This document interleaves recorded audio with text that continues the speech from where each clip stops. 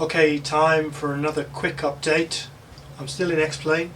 This is the Carenado Baron B58, and the difference is now we've got the Reality Expansion Pack REP from Simcoders installed, and mostly today I just want to take a brief look at that, just to point out some improvements in realism, particularly over some of the observations I've made previously about realism in FSX. Just a couple of other things. I've been struggling to find a way to sensibly film this new ultra widescreen cockpit. I mean, that's still an ongoing area that needs some experimentation. I think at the end of the day it's not going to be possible to film the full width of the display, simply because the aspect ratio is ridiculous and it doesn't match the aspect ratio of a YouTube video 16:9.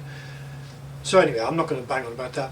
We need to find something a little bit more creative. I think I'm going to try experimenting this time with the GoPro and combine that somehow with maybe an insert of the panel or something like that. So we'll see. Although we've got a B58 panel that works with Air Manager, which is kind of what you got CPI, it's a little bit of a mix and match panel. I have had to make some additions and amendments. I've discovered that panel doesn't work too well with the Carenado aircraft, or indeed with the Simcoders add-on.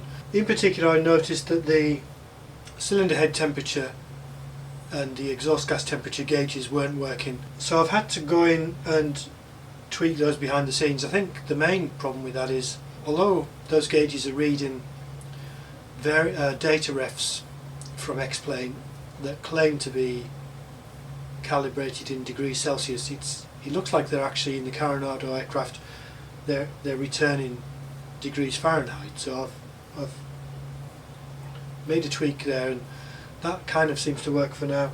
The oil pressure and temperature gauges don't work either. I mean, they're reading something, but they're reading faulty values. That's not so key. I'll get around to that eventually. When I installed the REP, some of the mappings that I made in spad.next to make my buttons and switches work, they stopped working, and that's because some of the REP controls need to use custom data refs. Now, I've obtained a list of custom data refs, and for the most part that seems to be working. So I've got the cowl flaps. I've currently got those mapped to just open and close. I think you can put those on analog control and they can be opened and closed incrementally, so I might get around to that. The autopilot kind of works on my buttons and switches. I'm still tweaking with that. I'm not quite sure I understand exactly how it's supposed to work. I don't have control of the mags, partly because I don't really have any sensible controls to map the magnetos to.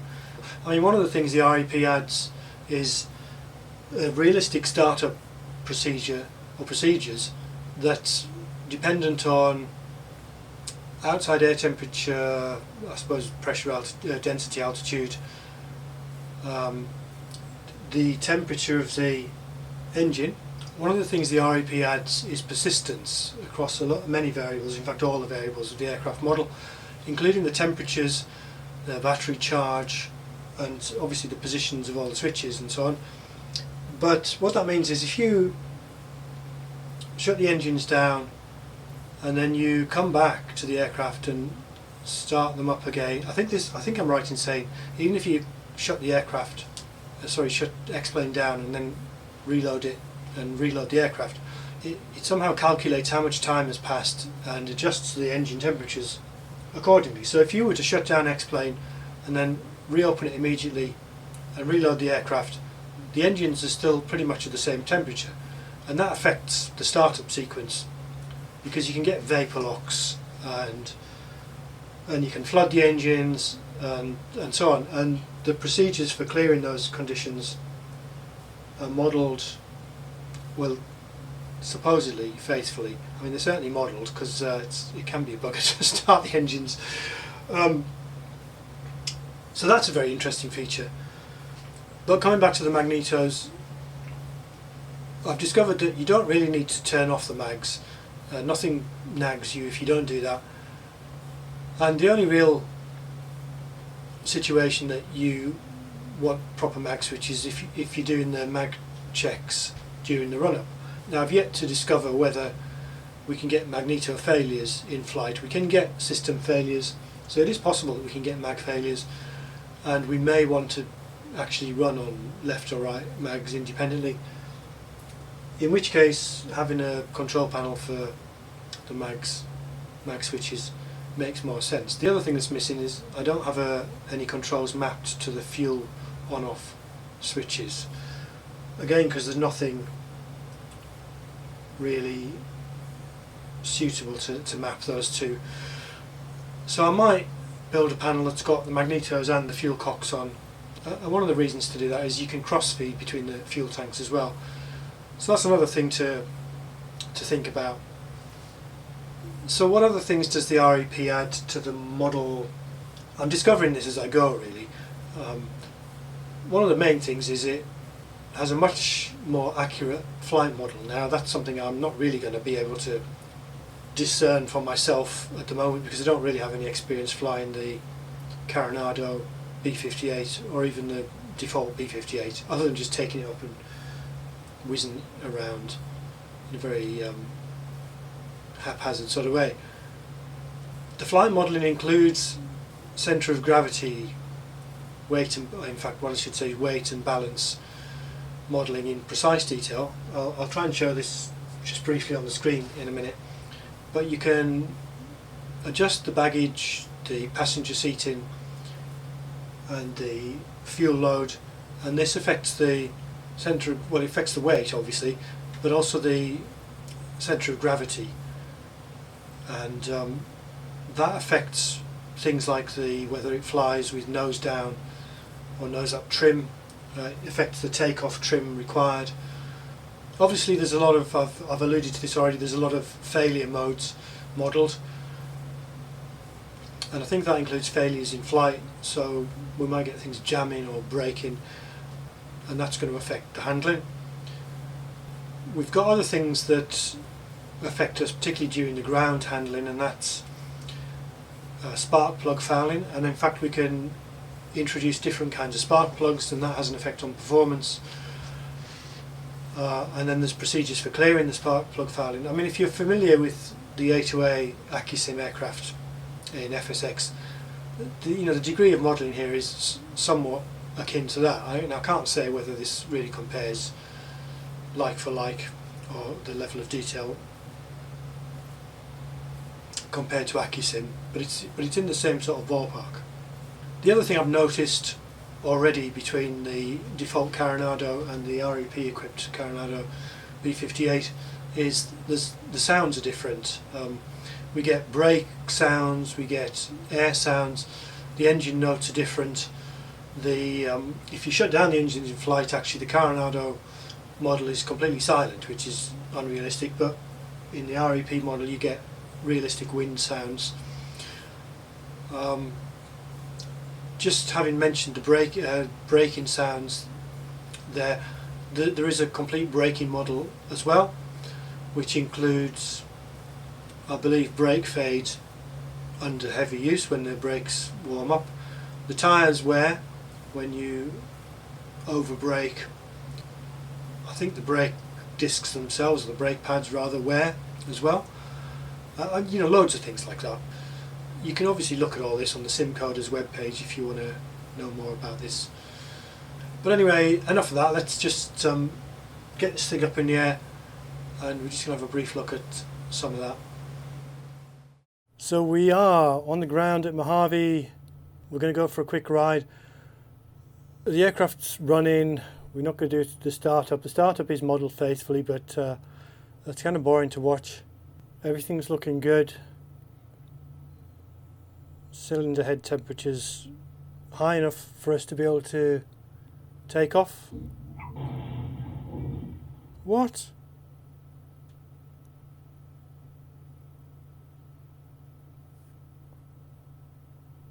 Well, I'm not sure what happened there. I'm guessing the landing gear collapsed. For some reason, I did not do anything there. So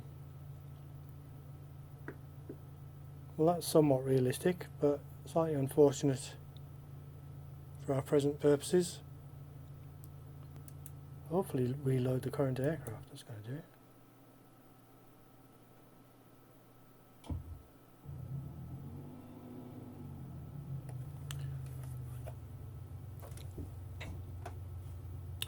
Spark plugs fouling, I know they are. Just give me a break.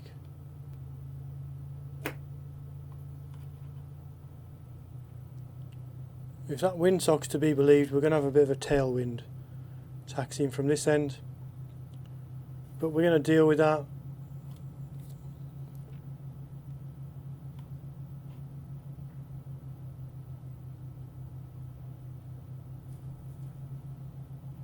The only thing of note is I've got my takeoff trim set a little bit aft of where I'd normally, well, in fact aft of neutral, and I think that's going to be required. I've been finding it's been very nose heavy on the takeoff, so I think that's a feature of my function of my weight and balance setup, but I think this is a very long runway, so we've got plenty of room. I say that, I'm not sure about that. Now, one of the things we should be doing here is getting out the checklist and looking at the precise takeoff power settings. One of the reasons I say that is we've got an outside air temperature of 26 degrees at the minute. We're at Mojave, which is in the Mojave Desert. It's summer, and that's going to affect our density altitude. Our actual altitude is already 3,000 and some. But we're not doing any of that checklist stuff for now. We'll do that presently, but for now we're just going to wing it. So everything's looking good.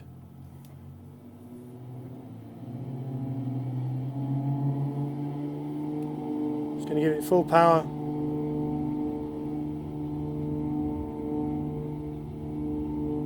That rolling noise is, I think, added courtesy of the REP.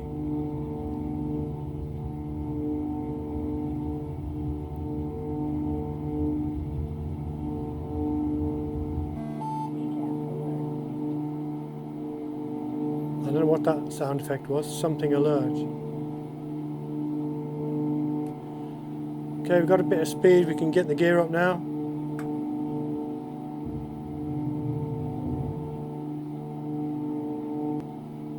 I think we'll pull the props back, give it a cruise climb.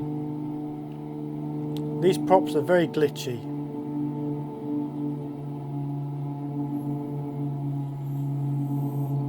I've got the prop gauges on my main panel to the right here, but they're also replicated over here, so the GoPro should be able to pick them up.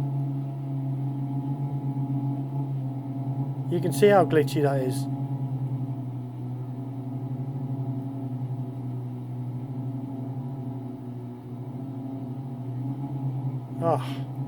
I've got to get a new throttle quad. And you can hear that beating between the two engines, that sort of wah wah kind of noise. And we've actually got a synchroscope in the Carenado cockpit, which is going mad at the minute, so I'm going to adjust the right prop, which is less glitchy, until that's almost stationary. There we go, and I can switch on the prop sync. So that should now synchronize the props automatically, and the sound should be a little bit more bearable. This is a really nice model, this Carenado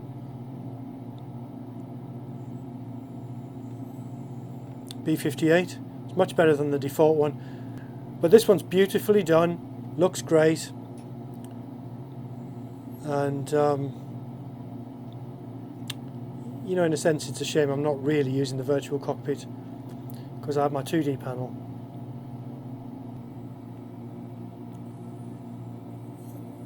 So we're trimmed to fly straight and level at 8,500 feet.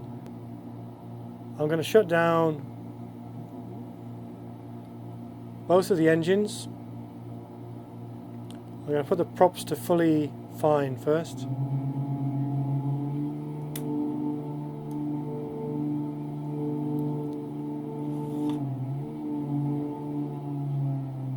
Then I'm going to pull both mixtures.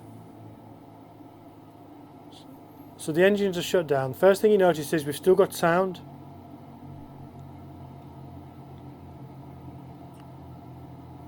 We've got air rushing sound. We've got the sound of the props. I'm having to hold it all the way back. I'm going to trim all the way back. That's maximum elevator up trim, and we're still plummeting. I'm going to feather the right prop. So there it goes. And we get a big slew to the left, which is what we should do. And now that doesn't happen in FSX, you'll recall. FSX doesn't model propeller drag. Now whether this has been modelled specifically by X-Plane, or whether this is a feature of the Carenado model or the REP, is yet to be determined. If I feather the left prop as well, that slew evens itself out. Now we've got no prop noise, but we have got the wind noise. Now I've determined that the wind noise is added by the REP. I should say that the Carenado Baron 58 does exhibit this differential prop drag without the REP installed. Having said that, the sheer amount of drag that's introduced by those propellers seems to be much more with the REP. Oops. That's because my back trim is now having adverse consequences there.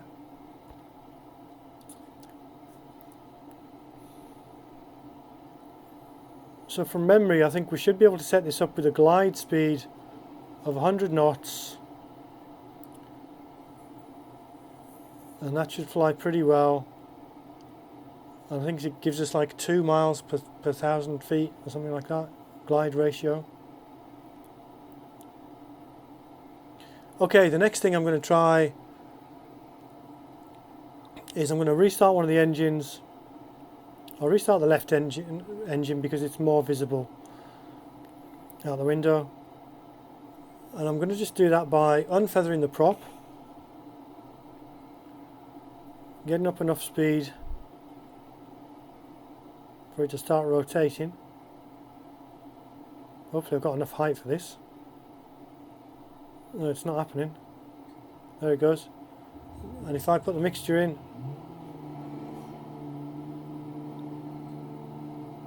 I'm going to try that with the right hand engine as well.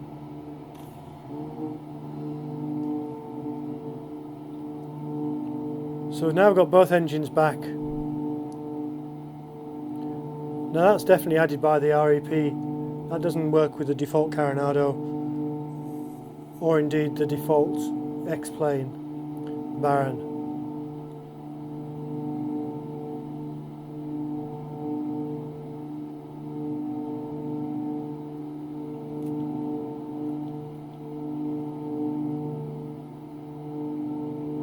I don't know where we are, I've not been watching, but there's an airfield over there.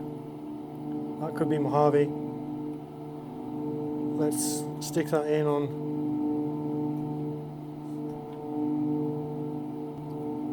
That's not Mojave. Doesn't matter what it is, we're going to land there.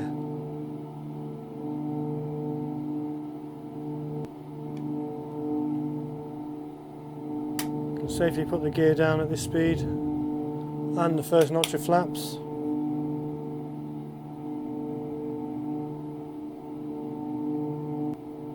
This X-Plane scenery is really nice.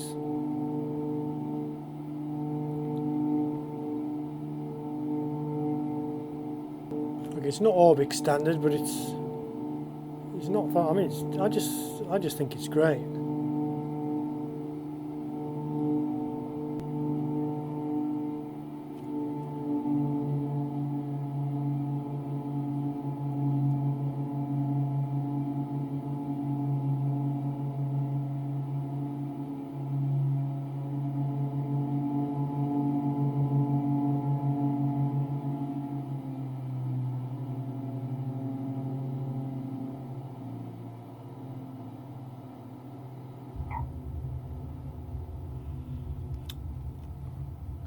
doesn't float very well in the flare. This repped B58, that is an issue other people have pointed out. The unrepped Carenado B58 floats really well. This one kind of floats for a while and then at the last minute kind of plonks itself down. So still waiting for the developer to really come clean on that, whether it's a real issue or not. So there's that brake noise, and we've got some nags there, which are the spark plugs fouling because we're supposed to idle at 1,000 or more RPM. So there it is, that's the repped B58. A little taster of what's to come. The last thing I'll just say is, apart from getting the panel sorted out with the full complement of gauges, I'm not very happy with this GPS. This is for two reasons. One is, in the Baron 58, we've actually got the GNS 430, not the 530, so it's somewhat limited compared to the 530. But worse than that, the X-Plane default, I think this is the X-Plane default 430 and the X-Plane default 530, they're not complete implementations by any means of the Garmin unit. And the one thing that I really regret is that we're not shown any bodies of water. The real unit shows the water bodies, including rivers and lakes and oceans, but it also shows two different map views. This is the 430, I'm not sure if that behaves differently, but on the 530 we should be able to switch between the two different map views. One of them shows highways, railways, water features and other things as well. This one doesn't, it just shows the airspace, the nav aids and the airfields and the intersections and so on. And that's a real drawback. I might have to buy the Reality XP GPS, which is expensive, it's another $50 or something, or $60. And you only get one of them. I mean, in the X-Plane, in the Carenado B58, we've actually got two GNS 430s. If I actually want to, well, I can have one Reality XP and one default, I suppose. So there it is, more to come on the Baron 58.